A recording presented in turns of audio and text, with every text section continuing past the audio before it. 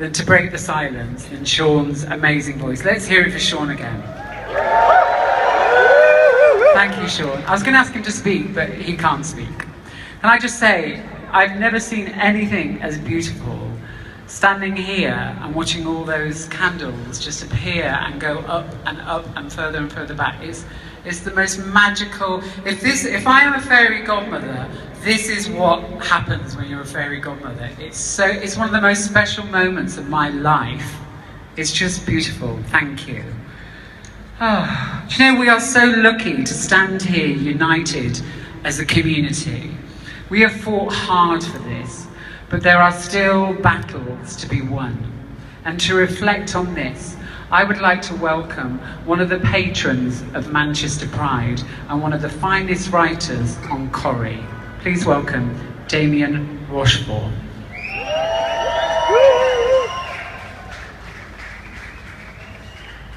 Hi everyone, it looks absolutely unbelievable from up here. It's always so emotional, the Candlelit Vigil, so I'm hoping to keep it together. I've been in bits backstage with the Lord Mayor. So, once upon a time, there was a country where for many of its citizens, simply falling in love was illegal. A country where people had to meet in secret just to be who they were, where fear of imprisonment, assault, mockery, getting sacked, actual hatred from one's neighbours, and even family and friends was considered normal. All this abuse, all this fear, just for loving the wrong person. This was our country just a generation ago. Now look at us. Look at this weekend. Look at all the Pride weekends all over the country. The streets lined with not just our proud LGBT brothers and sisters, but everybody else too, grinning mums and dads with their little ones on their shoulders, waving at the floats, blowing their whistles in support. People of all races, ages, colours, backgrounds, sexualities and religions. Never has the rainbow flag seemed so appropriate for what Pride represents. We have out gay politicians, film stars, sportsmen. Flicking through the TV channels yesterday, I even saw an episode of The Simpsons listed as Homer helps Mr. Smithers find a boyfriend. Hard to imagine that story popping up on an episode of The Flintstones when many of us were growing up. Though I often wonder what Betty and Wilma were up to when Fred and Barney went bowling. Yabba dabba doo! Yes, there are still injustices, of course. Yes, there's still bullying and homophobia.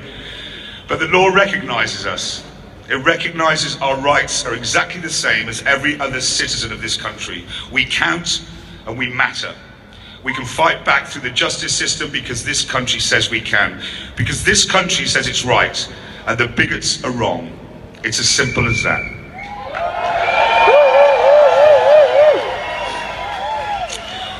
The gradual legal changes that have been won over the decades to finally give us this equality have been down to brave men and women, and not just LGBT people, let's remember that, who have fought for the rights that all of us here enjoy today. So this once upon a time, this Britain that once knew these terrible injustices is at last getting its happy ever after. We've returned the slip-up, we've woken the princess, we've turned the frog into a prince, and many of us have walked down the aisle as the town float, bless their simple hearts, wave and throw confetti and the music swells and Celine Dion belts out something heartwarming. A whole new world for all of us. But, and there's always a but, what if you weren't lucky enough to be born in Britain?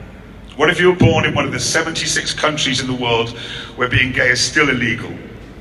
Worse still, in one of 10 countries where homosexuality is punishable by death. Yes, many of us have suffered and sacrificed to achieve what we have in Britain today. We stand on the shoulders of giants, to be sure. But nobody gets to choose where they're born. Geographical luck plays its part. What if you weren't born in Salford, but Saudi Arabia? Qatar rather than Kendal? Places where gay men are routinely murdered for their sexuality. What about a lovely holiday in Barbados, or Jamaica, or Egypt? Homosexuality is still illegal in all of those countries.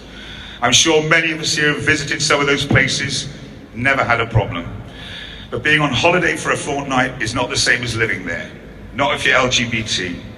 About 40% of the world's population live in countries where homosexuality is illegal. nearly 3 billion people. The mind boggles. Let's take India as an example. There can't be anyone here tonight who hasn't got Indian friends or neighbours, colleagues or lovers whose grandparents or parents came here for a better life all those years ago. We might feel grateful they did, because despite our close historical and cultural bonds, if their forebears hadn't moved away, they would be growing up today in a country where being gay is punishable under the law.